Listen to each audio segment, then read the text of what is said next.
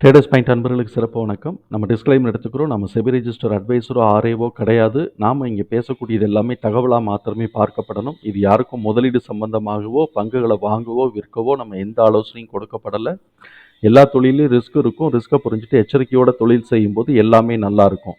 நம்மளை ஆதரிக்கிற அனைத்து நல்ல உள்ளங்களுக்கும் நன்றி. வளமுடன் வாழ்க. நண்பர்களே, நம்ம நிஃப்டி 50 இந்த மாதிரி நம்ம ஃபார்முலாஸ்குள்ளே கொண்டு வர முடியுமா அப்படிங்கிறதுக்கான ஒரு முயற்சி எடுத்திருக்கிறோம். இதில் வரக்கூடிய தகவல் வெறும் தகவலாக மாத்திரமே பார்க்கப்படணும். F&O ட்ரேடிங்க்கோ நிஃப்டி ட்ரேடிங்க்கோ நம்ம இது சஜஷன் பண்ணக்கூடிய வீடியோவாக கருதக்கூடாது. இது முதலீட்டாளர்களுக்கோ மிச்சவங்களுக்கோ ஒரு ஒரு ஒரு கைட்லைன்ஸாக ஒரு தகவலாக நம்ம பார்க்கப்படணும். சரி, இதில் ஃபார்முலாவில் எந்த சேஞ்சஸும் இல்லை. நான் ஆல்ரெடி ஷேர்ஸுக்கெலாம் என்ன ஃபார்முலா போடுறேனோ அதுதான் நம்ம இதில் போடுறோம். இதில் நம்ம கவனிக்க வேண்டிய விஷயம் என்ன அப்படின்னு சொன்னாக்க, ஆனுவலைஸ்டு டிடிஎம் அப்படின்னு வந்ததுன்னா அதோட மேக்ஸிமம், நிஃப்டியோட மேக்ஸிமம் நம்ம எதிர்பார்க்கறது 25,792. ஆனுவலைஸ்டு இபிஎஸோட எஸ்டிமேஷனாக இருந்ததுன்னா 27,138. சர்ப்ரைஸோடையே திரும்புகிறான்னா 23,343. சர்ப்ரைஸை உடைச்சு அவன் டிடிஎம்க்கு போகிறான் அப்படின்னு சொன்னால் 25,792. இது நம்ம மேக்ஸிமத்துக்கு. சரி, அதே இது மினிமமாக இருந்ததுன்னா 23,212, 24,424, 21,000. இப்போ இதில் இருக்கக்கூடிய வேல்யூஸ் எல்லாத்தையுமே நம்ம முதல்ல போட்டுறோம். நான் 21,109 போட்டுட்டோம். அப்புறம் 24,424 போட்டாச்சு. இபிஎஸோட ஆனுவல் டிடிஎம் மினிமம் வேல்யூ அது 24,424 போட்டாச்சு. அதுக்கப்புறம் இபிஎஸோட ஆனுவல் டிடிஎம் மேக்ஸிமம் வேல்யூ 25,718 25,798 வரைக்கும். அதே இது இபிஎஸ் ஆனுவல் எஸ்டிமேஷனுடைய மேக்ஸிமம்னு பார்த்தோம்னா 25,138. 27,138. இதில் எது வரைக்கும் போகிறான்னு தெரியல. ஆனால் என்னுடைய அனுபவத்துலேருந்து பார்த்தோம்னா எங்கே இந்த டபுள் கோடு வருதோ அந்த இடத்த உடைக்கிறதுக்கு கஷ்டப்படுவாங்க அப்படின்னு மாத்திரம் நான் புரிஞ்சுக்கிட்டேன். ஸோ இப்போ இந்த டபுள் கோடு இங்கே வருது, இந்த இடத்தோட திரும்புகிறானா அப்படிங்கிறதையும் பார்க்கணும். அதே சமயத்தில் இந்த இடத்துலையும் ஒரு செயின் ஆஃப் கோடு இந்த இடத்தோடையும் திரும்புகிறானா அப்படிங்கிறதையும் பார்க்கணும். சரி, அப்போ இந்த வேல்யூ 23,343, 23,921 என்ன அப்படின்னு சொன்னாக்க, ஒவ்வொரு குவார்ட்டருக்கும் வரும்போது ஒவ்வொரு குவார்ட்டர்லேயும் அந்த ரிசல்ட் வருது இல்லைங்களா? அப்போ அவன் 24,424 எடுக்கணும் அப்படின்னு சொன்னால் இந்த குவார்ட்டர்லி ரிசல்ட் தான் இவங்களை மேலே தூக்கி கொண்டு போகணும். குவார்ட்டர்லி ரிசல்ட்டு இபிஎஸ் எல்லாத்துக்கும் பாசிட்டிவாக இருந்துச்சுன்னா மேலே கொண்டு போவான், நெகட்டிவாக இருந்துச்சுன்னா கீழே இறக்கி விடுவான். அதுவும் நம்ம ஒவ்வொரு குவார்ட்டரையும் நம்ம வாட்ச் பண்ணிகிட்டே இருக்கணும். இதெல்லாம் ஆனுவல் எஸ்டிமேஷன். ஆனால் ஒவ்வொரு குவார்ட்டர்லேயும் நமக்கு எப்படி பெர்ஃபார்ம் பண்ணுதோ அதை பேஸ் பண்ணி தான் இது அடுத்த கட்ட நகர்வுக்கு போகும்.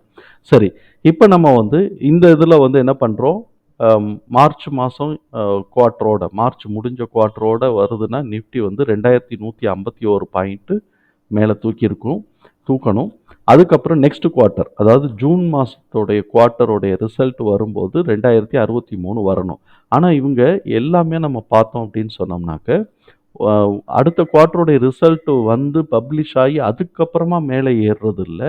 இவன் அது வர்றதுக்கு முன்னாடி யூகத்தில் இந்த லெவலோட எஸ்டிமேஷனுக்கு ஏற்றி வச்சுட்டு அது வந்துச்சு அப்படின்னு சொன்னால் அந்த இடத்துல சைடுவேஸாக அடுத்த குவார்ட்டருக்கு நோக்கி போகிறாங்க. அது வரலை அப்படின்னு சொன்னால் இங்கே கரெக்ஷனை கொடுத்துட்டு அடுத்த டிடிஎம்க்கு என்ன இருக்கோ அதை நோக்கி போய்கிட்டு இருக்கிறாங்க. இது எல்லாமே ப்ரேயராகவே அது கம்ப்ளீட்டாக எல்லா குவார்ட்டர்லி ரிசல்ட்டும் அசம்பிள் ஆகிறதுக்கு முன்னாடியே இது மாதிரிலாம் நடக்கிறதுனால நம்மளும் அதே மாதிரியே நம்ம போட ஆரம்பிச்சிருவோம். இப்போ நம்ம இதை எப்படி நான் மார்க் பண்ணியிருக்கிறேன் அப்படின்னு சொன்னாக்க, 21,770 அப்படிங்கிற ஒரு லோ பாயிண்ட்டு, 21,009 அப்படிங்கிறது ஒரு லோ பாயிண்ட்டு. இப்போ நமக்கு வந்திருக்கக்கூடிய இந்த மார்ச் மாத குவார்ட்டரோடைய ரிசல்ட்டு நம்ம அதுலேருந்து நம்ம யோசிக்கக்கூடியது, இப்போ 21,009 இருந்ததுன்னா 2,151 போட்டோம்னா 23,160. இவன் இந்த இடத்துல ஆல்ரெடி அந்த லெவலில் தான் வந்திருக்கிறான். 23,000 இங்கே பார்த்தோம்னா லோ பார்த்தோம்னா இந்த கேண்டிலோட லோ பார்த்தோம்னா ஹை பார்த்தோம்னா 23,000 இந்த கேண்டிலோட ஹை. கொஞ்சம் பெருசுப்படுத்திக்குவோம். இந்த கேண்டிலோட ஹை பார்த்தோம்னா 23,110.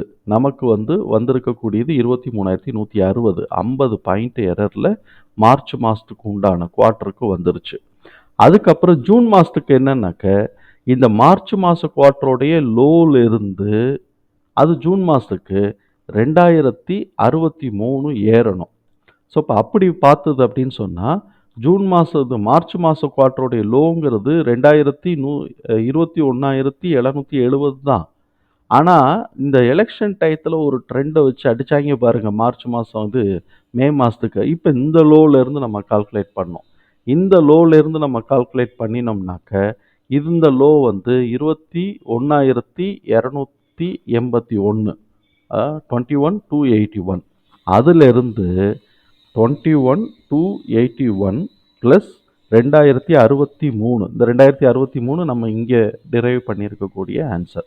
ஸோ இப்போ இந்த 2063 நம்ம போட்டு ப்ளஸ் பண்ணினோம்னா 23,344. அதுதான் நமக்கு இங்கே சர்ப்ரைஸில் வந்திருக்கக்கூடிய மேக்ஸிமம் ஃபிகர். அதுதான் நான் இங்கே மார்க் பண்ணியிருக்கிறேன். குவார்ட்டர் 1 ஜூன் மாத குவார்ட்டரோட 23,343 வரைக்கும் இவன் கீழே இறங்கிட்டு இப்போ அந்த இடத்துல முட்டிக்கிட்டு நிற்கிறான். இப்போ இவன் இதை உடச்சி போனான்னாக்க அடுத்தது ஃபுல்லாகவே அடுத்தடுத்து ஆனுவல் ஃபிகரை நோக்கி அவன் போய்கிட்டு இருக்கான். ஆனுவல் ரிசல்ட்டை நோக்கி, இந்த இபிஎஸ் ஆனுவல் டிடிஎம்மை நோக்கி அவன் போய்கிட்டு இருக்கிறான்னு நம்ம புரிதலில் எடுத்துக்கணும். அதுக்கு இடையில 21,170 தான் ஆக்ட் ஆகுது அப்படின்னு சொன்னோம்னாக்க, இங்கே அதே 2,151 போட்டோம்னா இந்த ஃபிகர் ஒன்று வரும். ஆமாம், இந்த ஃபிகர் ஒன்று வரும். ஸோ இப்போ இந்த இடத்துலையும் நம்ம ஒரு மார்க் பண்ணி வச்சுக்கிறோம். மார்க் பண்ணிவிட்டு, ஆனால் இங்கே வரைக்கும் போகிறதுக்கு வாய்ப்புகள் இருக்குது அப்படிங்கிறதையும் நம்ம பார்க்குறோம். இந்த மினிமத்தோடு திரும்ப போகிறானா, இல்லை நான் மேக்ஸிமத்தை ஹிட் பண்ண போகிறானா அப்படிங்கிறத அடுத்தடுத்த குவார்ட்டர் ரிசல்ட்டு தான் நமக்கு தெளிவுபடுத்தணும். அப்போ நம்மளை பொறுத்த வரைக்கும் லோ நம்ம எடுத்திருக்கிறது 21,009, 21,770. இது ரெண்டுத்துக்குமே நம்ம அப்ளை பண்ணுறோம். அப்ளை பண்ணும்போது முதல்ல 21,009, 21,009க்கு தான் அப்ளை பண்ணுறோம். அதுக்கப்புறம் ஜூன் மாதத்துலேருந்து 21,770க்கு நம்ம போகிறோம். மார்ச் வரைக்கும் 21,009 தான். இப்போ இந்த ஃபிகருக்கு உண்டான கிடைச்ச வேல்யூ தான் நமக்கு இந்த கேண்டிலோட மேக்ஸிமம். அதுக்கப்புறம் இது இந்த லெவலுக்கு இறங்குது. அது அதை காட்டிலும் கூடவே உடச்சிருச்சு. அதிலிருந்து 2063 இங்கே வரைக்கும் வந்துருச்சு. அதுதான் இந்த வேல்யூ வந்துருச்சு. இப்போ 21,770லேருந்தே நம்ம ஒர்க் அவுட் பண்ணியிருந்தோம் அப்படின்னு சொன்னாக்க அது இந்த வேல்யூ நமக்கு வரும். அது போக இபிஎஸோட ஆனுவல் டிடிஎம்மத்தோட மினிமம் வேல்யூங்கிறது 24,424. இது ஒரு ஃபிகர். அதோட மேக்ஸிமம் இபிஎஸோட ஆனுவல் டிடிஎத்தோட மேக்ஸிமம்னா 25,718லேருந்து 25,798 வரைக்கும் நம்ம எதிர்பார்க்கலாம். இது எஸ்டிமேஷன். 25,798ங்கிறது எஸ்டிமேஷன். அதோட ஆனுவல் எஸ்டிமேஷனோட மேக்ஸிமம்னு பார்த்தோம்னா 27,138. சாரி, இது ஆனுவல் டிடிஎம் மேக்ஸிமம் தான். இது குமுலேட்டிவ். இது குமுலேட்டிவோட டோட்டல் இந்த ரேஞ்சு. அதுக்கப்புறம் இது டிடிஎம்மோட மேக்ஸிமம் வேல்யூ. ஸோ இப்போ இது ரெண்டுத்தையும் நம்ம மிக்ஸ் பண்ணிக்கிறோம். இன்னும் பெரிய டிஃப்ரென்ஸ் அங்கே வராது. பட் அதை ஃபார்முலாவில் கன்வெர்ட் பண்ணும்போது இந்த ஒரு டிஃப்ரென்ஸ் வருது.